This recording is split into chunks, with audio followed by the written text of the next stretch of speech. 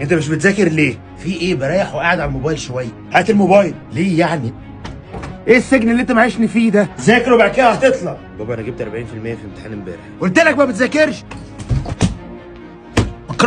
بكرهك. بابا ممكن فلوس عشان اخرج؟ قلت لك لازم تنزل تشتغل عشان تعرف قيمه الفلوس. ليه انا الوحيد اللي في اصحابي اللي اشتغل؟ ماليش دعوه باصحابك. وعليكم السلام. ها يا بابا ايه رايك؟ مفيش جواز ولا البنت ولا اهلها مناسبين ليك، كمان هتقولي اتجوز وما اتجوزش مين؟ انا بكرهك. هتفهم بعدين. هتقولي يا عمر. ازيك يا بابا؟ انت ليه يا بابا كنت بتقسى عليا قوي كده؟ عشان تطلع بني ادم. ما خفتش ان انا اكرهك؟